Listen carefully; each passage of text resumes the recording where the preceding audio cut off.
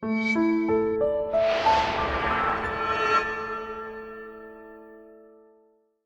review was originally uploaded way back on September 16, 2012, during the Blip.tv days of Superhero Rewind. It was originally posted with movie footage for context, of course, and there was an audio-only version still on YouTube until recently, when it was blocked worldwide for a copyright flag because of the box art.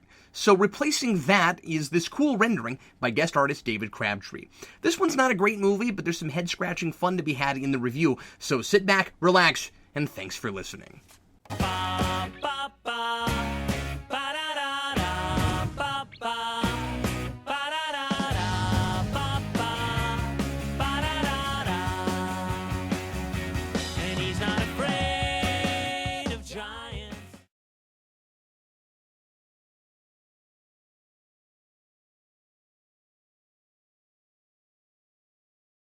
In my opinion, there are no Superman equivalents to great Batman movies like Mask of the Phantasm, Return of the Joker. Certainly there are more animated Batman movies, but even by percentage, Batman kills Superman all day long in animation. Superman really only has 4 standalone movies, and 3 are from the DC Universe direct-to-video line. Superman Doomsday, my first superhero movie review, oh the nostalgia, All-Star Superman, Superman vs. the Elite, and this one, Superman Brainiac Attacks.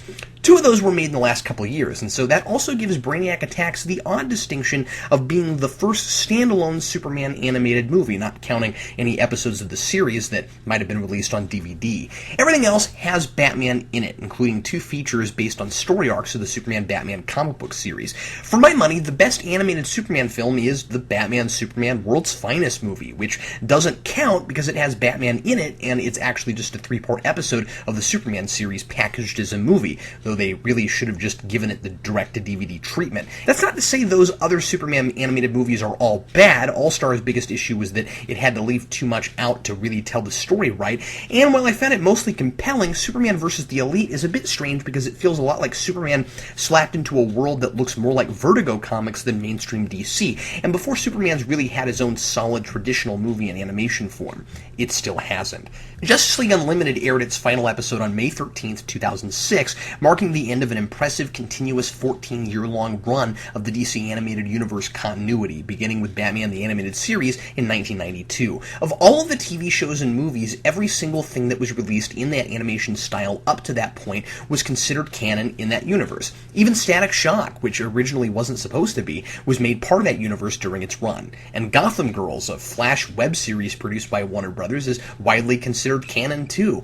So imagine the shock and dismay fans must have felt when they discovered that right after Justice League Unlimited, just a month later, there was going to be a revisit to the standalone Superman world of this universe, when it seemed like that was the definitive end of this epic run. And then it turned out to be completely unrelated. Despite being animated in the same style and despite several of the same voice actors returning, including Tim Daly, who hadn't voiced Superman since the Shadow of the Apocalypse video game for PS2 in 2002.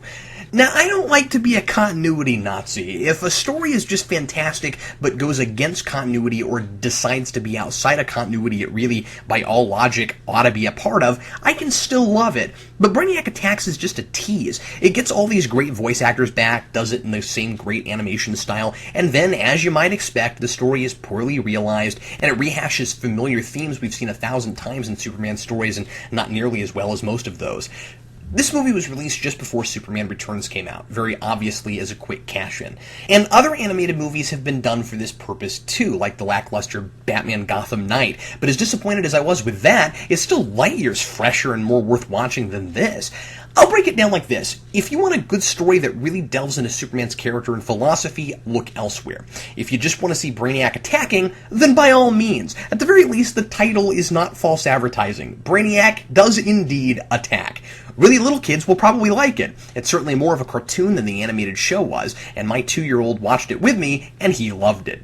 The script comes off like a fan fiction written by someone only vaguely familiar with Superman and his world. It's like someone went down a list of things that are supposed to be in Superman stories and tried to hobble something together around that. Now don't get me wrong, Lex Luthor, Brainiac, and the Phantom Zone sound like 3 things that could totally be put together in a great epic Superman story. Lex and Brainiac certainly have a long history of team-ups and double crosses in the comics, so it could be great. And Brainiac himself is mostly characterized just like he was in the animated series. He's after all knowledge in the universe, and he'll do anything to get his hands on it. He also wants to kill Superman, presumably because Brainiac destroyed Krypton, and he's trying to be thorough, although since this isn't really related to the animated series, I can't be sure about that. But the real problem is Lex Luthor. He's the comic relief of this movie. No, really. And it's not like Gene Hackman, although I'm getting this vibe that a bunch of different stuff from entirely unrelated Superman properties were all just thrown together in the same movie, so maybe making Lex the silliest thing in the film is a nod to that, but it's not fun and clever like Gene Hackman was. He's a total parody of the Lex from the animated series, one of the only characters who was recast for this. Oddly, he's voiced by Powers Booth, who played the President in Season 6 of 24. His villain plot on the surface sounds like something the animated version of Lex would do. He's trying to prove to Metropolis that it doesn't need Superman by saving them from alien threats himself. And when his space defense system, the Lex 9000, laughably does nothing whatsoever to Brainiac, Lex joins forces with Brainiac. Their plan is to stage a situation where Lex will chase Brainiac off and the city will be in Luthor's dead. But this Lex is so 80s cartoon villain. He has no deeper motivation beyond wanting world domination, nothing interesting like his seeing what Superman represents as a threat to human ambition, or seeing himself as superior because he has the great intellect and Superman was just lucky enough to get dropped off on a planet where he has superpowers. Nothing like that. You could literally replace Lex with any other silly, mood-swinging, ego-driven maniac and it would be the same movie. And yet, he's still in the same position he is in the animated show and the comics of the time, and Mercy's still there, where he's a corporate tycoon, manipulating the public while gaining fame and fortune through corruption. Sometimes he does things I'd expect that Lex would do, like sending Lois flowers when she's in the hospital just to improve LexCorp's PR. But while he's sometimes calculating, he's usually a careless idiot, like when he's giving a speech toward the end at his luau. Yep, Lex Luthor throws a luau, and he slips and actually calls Metropolis Lexopolis. Wow. When he puts on his robot suit to fight Brainiac, he calls himself Luthor Man. Earlier in the movie, when the Lex 9000 starts going after Superman, Lex gets confused about how he's supposed to feel about that since he hates Superman, but the whole point of the device is to make people think he's trying to save the world. Now, this could have been done in a subtle way where he smiles for a brief moment and then realizes it's a problem for his public image. The animated series did stuff like that. But he's so totally over the top. He literally says, "I'm so happy," and then he says, "Wait, no, I'm sad. The Lex 9000 isn't supposed to beat up Superman. This could ruin me." He's a complete joke in a movie that otherwise kind of seems to want us to take it seriously. I really think the people who made this think it's on the level with the series it's based on, spending much of its time trying to create a serious drama about Clark being afraid it's too dangerous to tell Lois that he's Superman. And although the general concept of the plan is typical Lex Luthor, the actual plan itself is really stupid. At first I thought Lex and Brainiac would just stage that fight right away, but nope. Lex wants Brainiac to get rid of Superman first, and then he'll step in and pretend to defeat Brainiac.